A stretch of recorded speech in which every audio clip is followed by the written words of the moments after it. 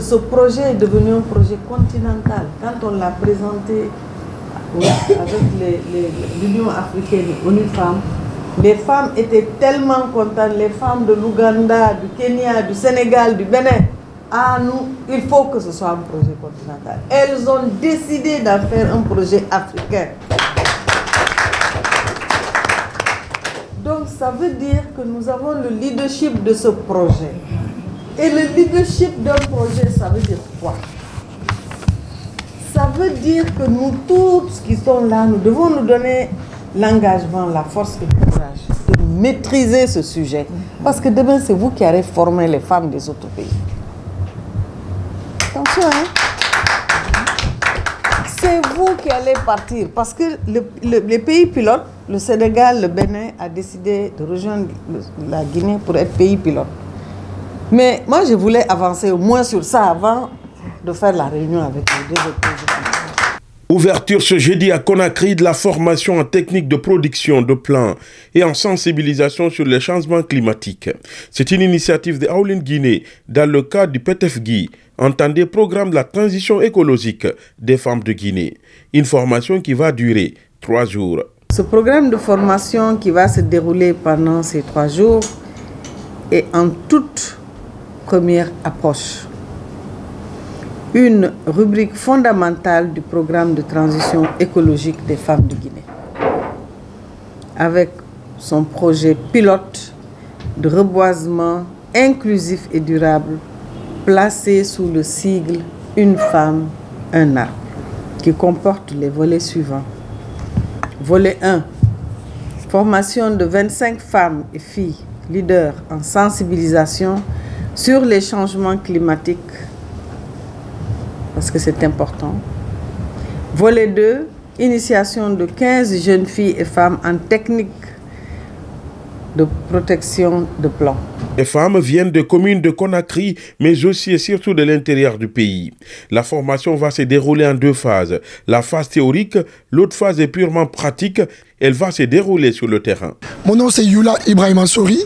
Je suis directeur exécutif de l'ONG Prong, qui signifie plaidoyer et recherche et renforcement de capacité des ONG. Je suis coordinateur régional Afrique de l'Ouest de ANES, qui est une alliance continentale basée au Rwanda, qui signifie African NGO Alliance for Sustainability Environment. Donc c'est permettre aux participants d'avoir des orientations très bien définies sur c'est quoi les changements climatiques et comment ils se manifestent face à nos façons de vivre et à notre bien-être.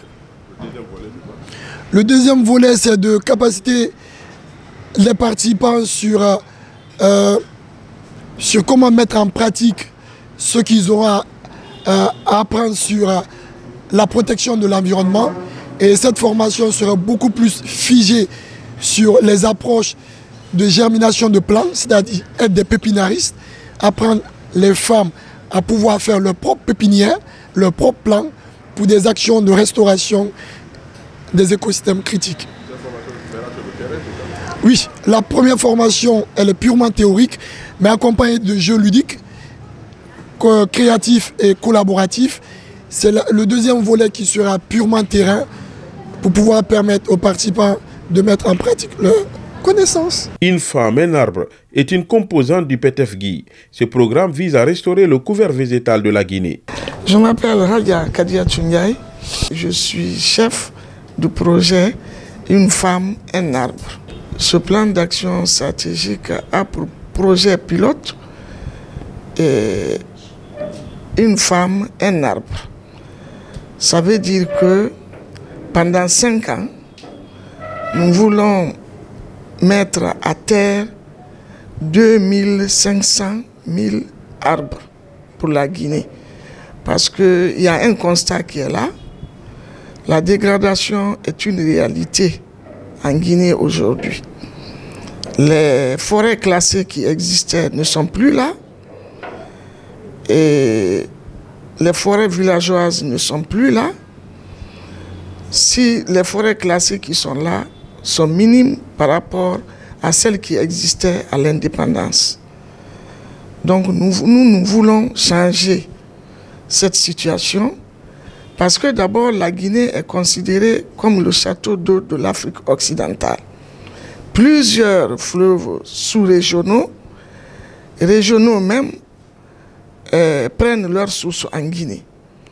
Donc, si l'environnement de la Guinée est dégradé, non seulement le pays est impacté, les effets vont être ressentis dans le pays, mais au niveau de tous ces pays aussi qui sont arrosés par les fleuves qui prennent leur source en Guinée. La coordinatrice du programme de transition écologique des femmes de Guinée nous parle des avantages de cet ambitieux programme. Madame Fofana Adjambalou, je suis la coordinatrice du programme de transition écologique des femmes de Guinée. Nous avons dit que la première stratégie, c'est de pouvoir former des femmes pépiniéristes. Elles vont en faire une activité génératrice de revenus parce qu'elles vont faire des pépinières, vendre des plants et ça va leur rapporter de l'argent. Deuxièmement, aussi, dans les 500 000 arbres, la majorité, on va planter des manguiers et des avocatiers. Pourquoi? Parce que 5 ans après, les femmes peuvent avoir aussi des plants qu'elles peuvent revendre, des fruits qu'elles peuvent revendre et ça leur fait aussi une activité économique. Aujourd'hui, nous nous sommes rendus compte que le reboisement, nous allons restaurer, mais aussi il faut donner l'opportunité aux femmes de pouvoir générer des ressources. J'ai rencontré des femmes qui m'ont dit, si moi j'ai un oranger, je sais que j'aurai de l'argent, au bout de 5 ans ou de 10 ans, je pourrais en faire du commerce ou même faire de la confiture. C'est pour ça que nous encourageons. Parce que c'est vraiment, ce projet est un projet très ambitieux, une femme et un arbre, parce que chaque femme qui plante un arbre contribue à protéger l'environnement, mais aussi elle n'aura pas vécu pour rien. AOLI est une association féminine continentale. Elle propose des alternatives crédibles pour atténuer le choc du changement climatique.